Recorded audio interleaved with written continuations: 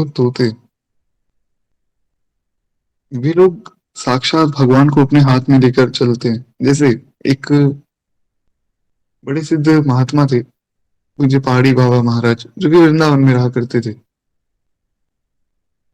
उन्होंने उनके एक शिष्य थे जिनका नाम था सेवक जी। तो वे अपने शिष्य को थोड़ा डांटते थे, फटकारते थे और बहुत बुरी तरह उनके साथ व्यवहार करते थे। संतों के साथ रहना सबके बस की बात नहीं। हाँ, संतों के दर्शन के लिए कोई जाए तो बात अलग है, पर संतों के साथ रहना अपने आप में एक बहुत बड़ी परीक्षा है। संतों के साथ रहने में व्यक्ति को सब कुछ सहना पड़ता है। जैसे पूज्यपाद प्रेमानंद जी महाराज है, आजकल उनकी वीडियोस काफी फेमस हो रही है। आप लोगों ने सुना होगा कि जब वे बताते हैं कि बचपन में हम किस प्रकार रहे, तो सुन के थोड़ा सा लगता है कि ऐसी रहनी तो हर व्यक्ति की नहीं हो सकती। ये तो कोई एक हो सकता है, हजारों में से, करोड़ों में से, जो इस प्रकार रह सकता है। तो खैर, अब वो भक्त भी महाराज जी के साथ ऐसे ही रहते थे। पर धन्य है वो सेवक जी, कि जो उनके सामने कुछ भी बोलते नहीं थे। जैसा जैसा ये महात्मा बताते थे, वैसा वैसा करते रहते थे। डांट फटकार उनको पड़ती थी तो सह लेते थे। तो एक बार एक व्यक्ति आए, उन्होंने सोचा कि मैं भी वैराग्य ले लूं और यहाँ इनके पास आकर बस जाऊं। इतने बड़े महात्मा है तो मेरा भी कल्याण हो जाएगा। और वो व्यक्ति तो इस भाव से आए थे, तो बोले कि चलो, वैराग्य अभी नहीं, कुछ दिन बाद लूंगा। थोड़ा मैं देख लूं कि किस प्रकार ये लोग रहते हैं, कैसी रहनी है संतों की। थोड़ा सा मैं अपने आप को उसमें ढाल लूं। अब महाराज कुछ समय वे वहां रुके। अब जितने समय वे रुके, उन्होंने यही देखा कि वे महात्मा तो अपने सेवक को डांटते रहते हैं, मारते रहते हैं और उन्हें बुरा भला बोलते रहते हैं। इस व्यक्ति के मन में विकार आ गया। इन्होंने सोचा, ये कैसे महात्मा है? अरे, एक तो बेचारा आपकी सेवा कर रहा है, आपको सुबह सुबह बढ़िया भोजन बना के देता है, सारी आपकी सेवा करता है, कपड़े भी धो रहा है, बर्तन भी धो रहा है, आप फिर भी उसे मार रहे हो। ये अच्छी बात नहीं है। हुआ क्या कि जो महात्मा थे, उनके लिए अलग से भोजन बनता था, क्योंकि वे विशुद्ध भोजन करते थे और एकदम सादा उनका भोजन होता था। तो जो उनके सेवक थे, वे अलग से पहले भगवान को भोग लगा के उनको भोजन दे देते थे, फिर सबका भोजन अलग बनता था। तो महाराज भोजन का समय, सुबह भोजन बन रहा था। अब जब भोजन बना रहे थे तो हुआ क्या कि बाहर कोई महिला आई, आश्रम के बाहर, और उन्होंने देखा कि यहाँ पर एक टेंट लगा हुआ है, अंदर क्या पता कोई सत्संग हो रहा हो, कोई लोग बैठे हों। तो उस महिला ने केवल उस टेंट को हल्का सा उठा के देखा कि अंदर हो क्या रहा है। तो अंदर दिखा कि यहाँ तो भगवान के लिए भोजन बन रहा है, और उन्होंने वो टेंट वापस रख दिया। यहाँ से पहाड़ी बाबा जी ने, उन महात्मा जी ने देख लिया कि एक महिला आ गई और उसने मेरे टेंट को छू दिया। तो वे दौड़े महाराज, दौड़कर सेवक को फटकार लगाई कि वो महिला यहाँ पर कैसे आई। सेवक बोले कि गुरुजी, मैंने तो किसी महिला को देखा ही नहीं। वे बोले, महिला यहाँ पर आई थी, मैंने अपनी आंखों से देखा है, और उसने इस टेंट को हाथ लगाया है। तो अब मेरा भोजन वापस बनेगा। तुम्हें इतना ध्यान नहीं रहता है कि कोई महिला आ रही है, यहाँ पर स्पर्श कर रही है, यहाँ पर ऐसा कोई बुरा भाव मन में ना लाए कि महिलाओं को ऐसे त्याग दिया गया, या महिलाओं को ऐसा बुरा कहा गया, द्वेष किया गया, ऐसा कुछ नहीं है। वास्तव में वो महिला थी ही नहीं, वो केवल एक परीक्षा थी जो पहाड़ी बाबा जी अपने शिष्य की ले रहे थे।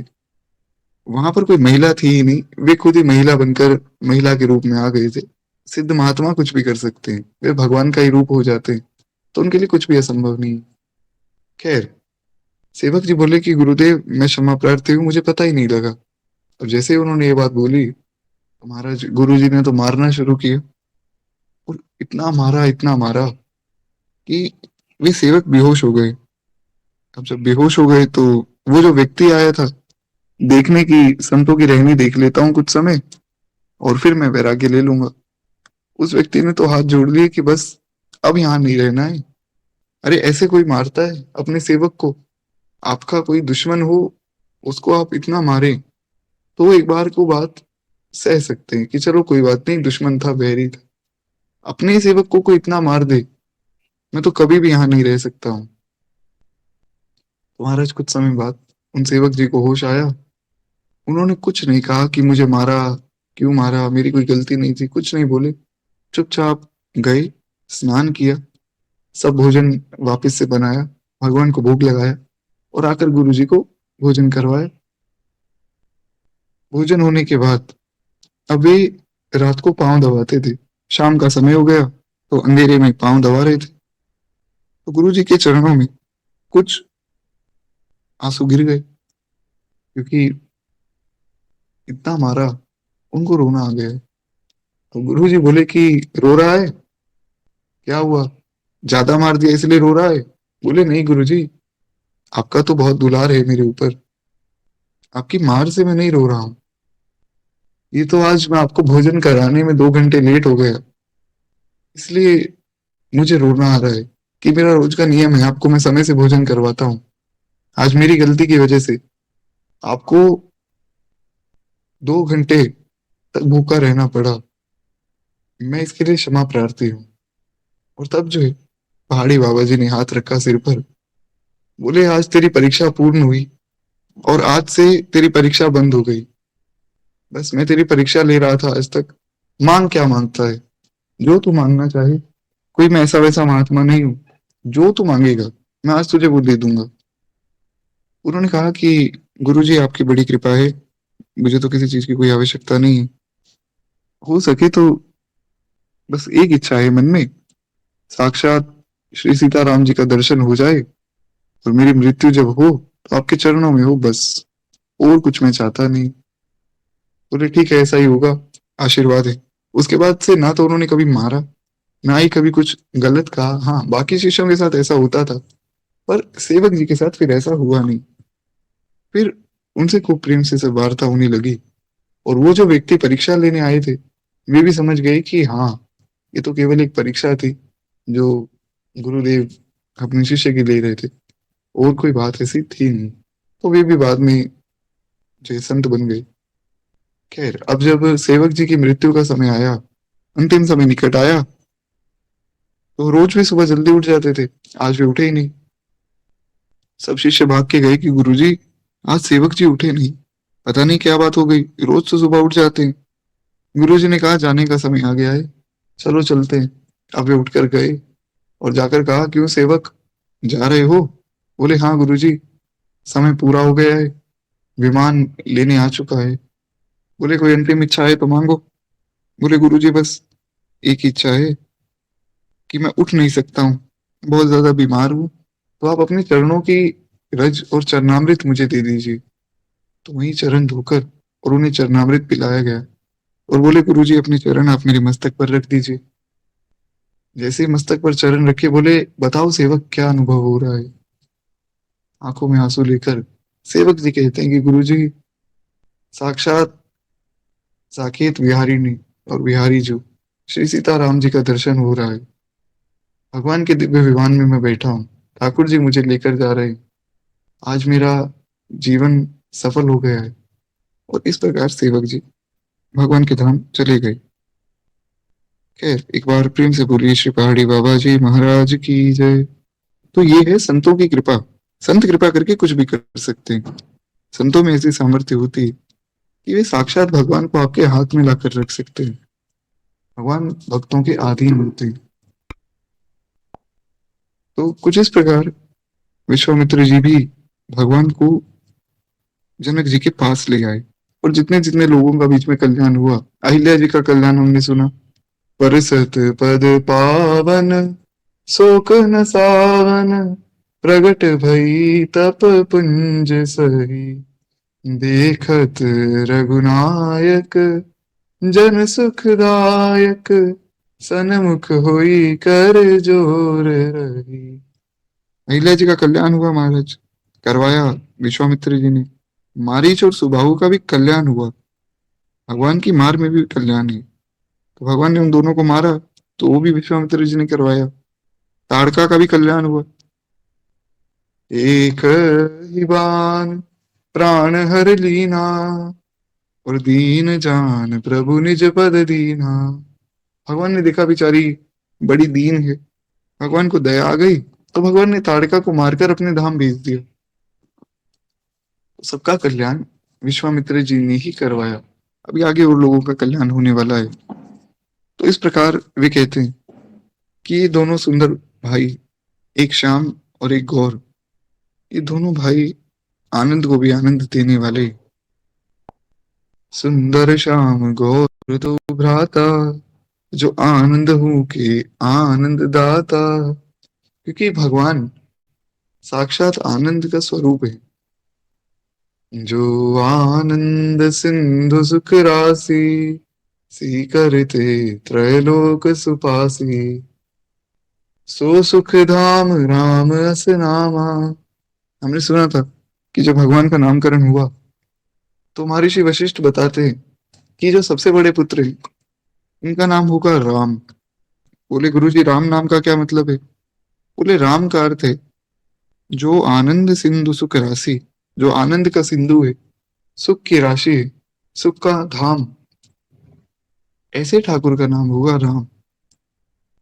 और लक्ष्मण जी जो सभी लक्षणों से संपन्न है, यानी कि जो सब भक्ति के लक्षण प्रदान करने वाले और भक्ति रूपी लक्ष्मी प्रदान करने वाले, वो हमारे लक्ष्मण भैया।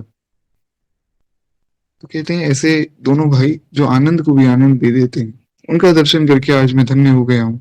इनकी आपस की प्रीति बड़ी पवित्र और सुहावनी है, वह मन को मोह लेती है पर कही नहीं जा सकती। बड़ा प्रेम है आपस में। विदेहराज जनक आनंदित होकर कहते हैं, हे नाथ सुनिए, ब्रह्म और जीव की तरह इनमें स्वाभाविक प्रेम है। एक बड़ी सुंदर बात गोस्वामी जी लिखते हैं, एक उस समय विवाद चल रहा था कि भगवान और जीव क्या एक ही हैं या फिर अलग अलग हैं। कुछ लोग ऐसा कहते हैं कि मैं ही शिव हूँ, शिवो हम, मैं ही भगवान हूँ। उस चीज में कोई आनंद नहीं है। आप खुद सोचिए, आपको मैं कह दूं आप ही भगवान है, किसी की उपासना नहीं करनी, कुछ नहीं करना है, बैठे रहिए ध्यान करते रहिए, उसमें कोई आनंद नहीं है। आनंद तो है भगवान की सेवा में। भगवान की जो सेवा केवट जी ने की, केवट भगवान के चरण दुला रहे हैं, आसमान में खड़े देवता देख रहे हैं और देवताओं को बड़ी जलन महसूस हो रही है महाराज। देवता सोच रहे हैं कि हमने आज तक भगवान के चरणों का स्पर्श नहीं किया, ये वो चरण है जिनका स्पर्श करने हमें नहीं मिला है, जिनका स्पर्श करने के लिए लक्ष्मण जी तरसते हैं कि प्रभु अपनी सेवा दे दो, सेवा दे दो। बड़े बड़े भक्त वैष्णव जिनके चरणों की रज के लिए दिन रात भगवान की आराधना करते हैं, जिनके चरणों से निकली गंगा को भगवान शिव ने अपने मस्तक पर धारण कर लिया, ब्रह्मा जी जिन चरणों का ध्यान करते हैं, वो चरण जिनके लिए भरत जी अयोध्या से चलकर आए और उन चरणों की पादुका को लेकर गए, उन चरणों को केवट सहज जी दुला रहे महाराज। और ऐसा नहीं कि थोड़ा सा भगवान ने कहा कि आप मेरे चरण धो दीजिए फिर हमें ले जाइए। भगवान कहते हैं भैया जो करना है करो। केवट ने चरण धोए, बार बार धोए। पहले एक पांव धोते, जमीन पे रख देते तो बोले प्रभु पांव तो गंदा हो गया, फिर से धोए, रगड़ रगड़ कर धोए। गोस्वामी जी ने बहुत सुंदर वर्णन किया है। और धोकर सारा चरण अमृत पी गए। फिर बोले कि अपने बच्चों को भी पिलाना है, अपनी पत्नी को भी पिलाना है। फिर से चरण धोए, फिर सबको चरणामृत पिलाया। फिर बोले गांव वालों को भी पिलाना है, तो बार बार भगवान के चरण धोए। लक्ष्मण जी और जानकी जी खड़े देख रहे हैं और देखते ही रह गए महाराज कि जिन चरणों की सेवा हमें दुर्लभ है, आज केवट धन्य है कि बिना किसी तपस्या के, बिना किसी योग के, जप के, नियम के, केवट को भगवान के चरणों की सेवा मिल रही है। धन्य है वो केवट जिन्होंने ऐसा प्रेम पाया महाराज, और ऐसा अद्भुत भाव कि अब कछु नाथ न चाहिए मोरे, दीन दयाल अनुग्रह तोरे। केवट कहते हैं कि प्रभु अब मुझे किसी चीज की आवश्यकता नहीं।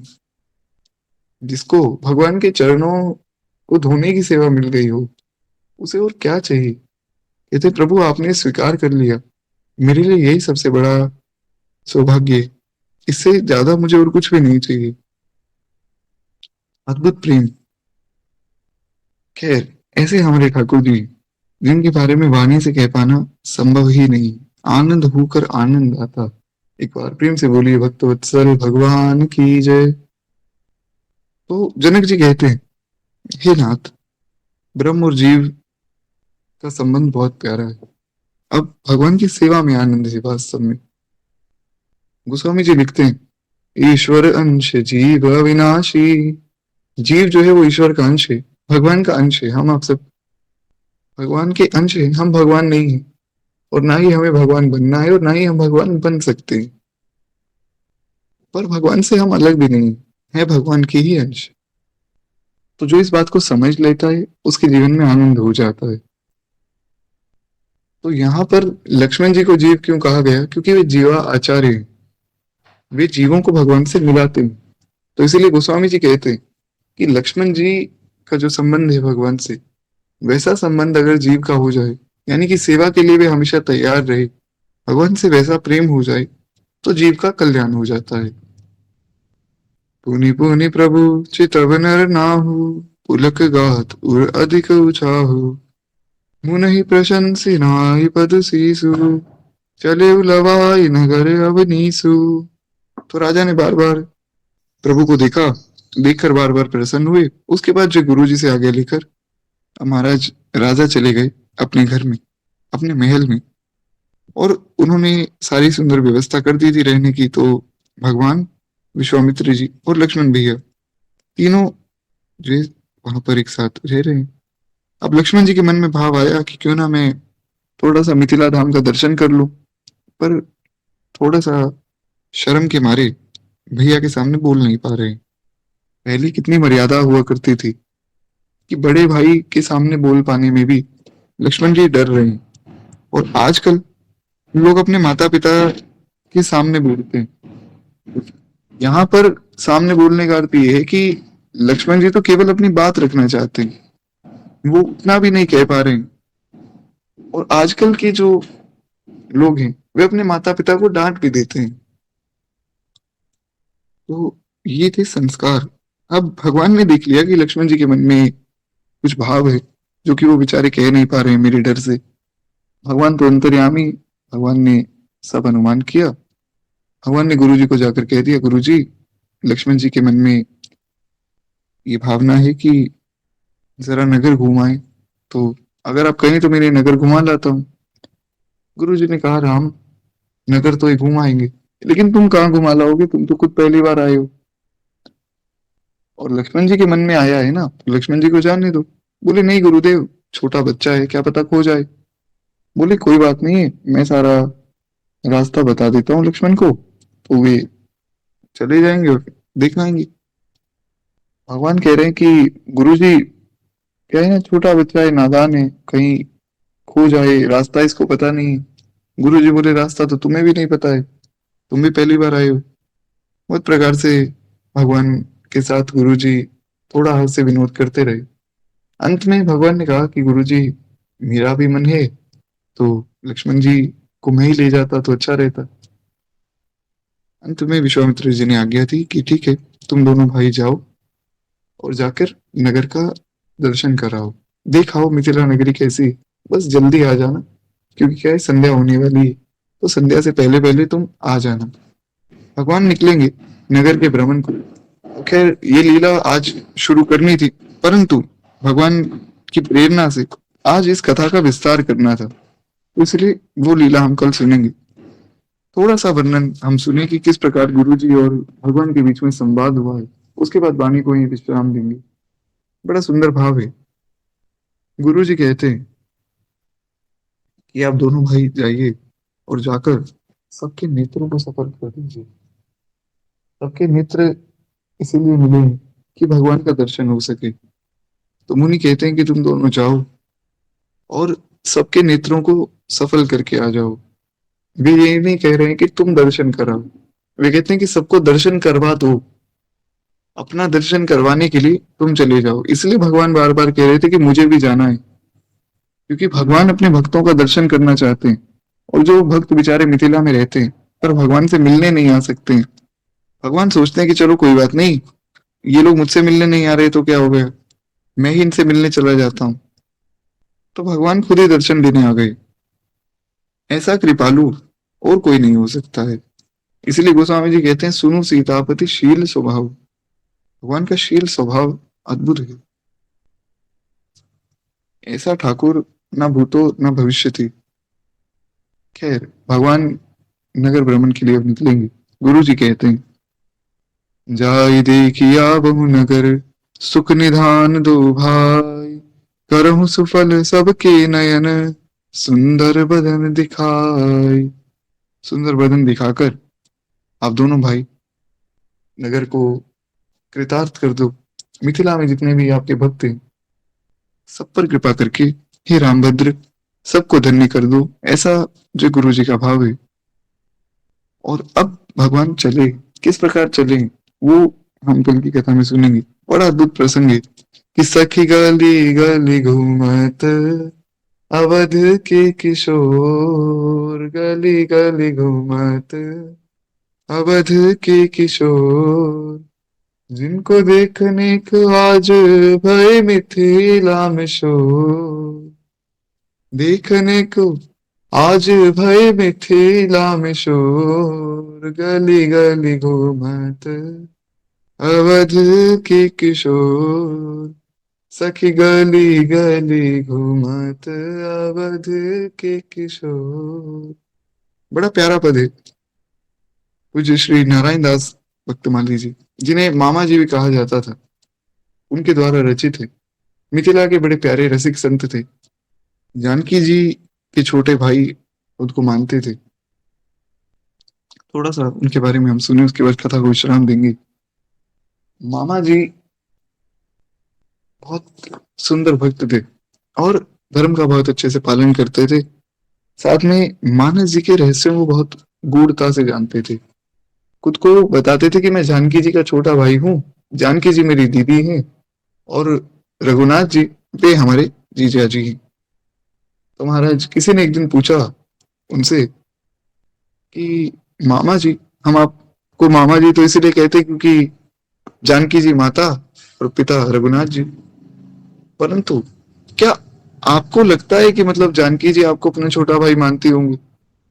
मतलब क्या है, भाव तो आपका है वो ठीक है, वो अपनी जगह उचित है, पर क्या आपको कभी ऐसा अनुभव हुआ कि भगवान ने या जानकी जी ने आपको अपने छोटे भाई के रूप में स्वीकार किया हो, या जानकी जी ने कभी कुछ ऐसा स्वप्न में कहा हो, या कुछ भी आपको संकेत मिला हो? बड़ी प्यारी बात। मुझे बक्सर वाले मामा जी कहते हैं, वे बोले कि महाराज आप सरीखे संत, आप जैसे महात्मा, सिद्ध कोटि के पुरुष जब मुझे मामा जी कह रहे हैं तो ऐसे तो कह नहीं रहे, कुछ तो बात होगी, कुछ तो जानकी जी ने रघुनाथ जी ने देखा होगा जो आपके मुख से मामा जी बुलवा रहे हैं। बुलवाने वाले ठाकुर है, और जब आप जैसे संत ही मामा जी बोल रहे हैं तो इसका अर्थ तो ये है कि जानकी जी ने स्वीकार कर लिया। सीधा नहीं बोला कि हाँ जानकी जी मुझे छोटा भाई मानती हैं। संत खुद को छिपाते हैं, वे दिखाते नहीं कि हम कितने बड़े भक्त हैं। तो खुद को ऐसा उन्होंने छिपा लिया। बड़े प्यारे भक्त थे। ऐसे ऐसे उनके पद है कि कोई उन्हें सुने तो पत्थर दिल व्यक्ति का हृदय भी पिघल जाए। हालांकि वो बात अलग है कि कोई मुझ जैसा करोड़ों में से कोई एक ऐसा व्यक्ति होता है जिसके हृदय में भगवान के प्रति प्रेम कभी जागता ही नहीं। वो व्यक्ति कभी भी उनके पदों को सुनकर उस रस का अनुभव नहीं कर सकता है। परंतु आप सरीखे सब भक्तजन जब उनके भावों को सुनेंगे तो आपको खूब आनंद आएगा, ये बात निश्चित रूप से होगी। खैर, एक बार प्रेम से बोलिए, भक्तवत्सल भगवान की जय। जय जय श्री सीताराम। केवल 2 मिनट प्रेम से हम लोग मानस जी की आरती करें। आरती श्री रामायण जी की, कीरति कलित ललित सियपी की। आरती श्री रामायण जी की, कीरति कलित ललित सियपी की। गावत ब्रह्मादिक मुनि नारद, वाल्मीकि विज्ञान विशारद, सुख सनकादिशेष अरु सारद। भरणी पवन सुत कीर्तिनी की। आरती श्री रामायण जी की। कीरति कलित ललित सियपी की। गावत वेद पुराण अष्टदश छहु शास्त्र सब ग्रंथन को रस। मुनि जन धन संतन को सर बस। सार अंश सम्मत सब ही की। आरती श्री रामायण जी की। कीरति कलित ललित सियपी की। गावत संतत शंभु भवानी अरुघट संभव मुनि विज्ञानी। व्यास आदि कवि बरज बखानी। कागबुसुंडी गरुड़ के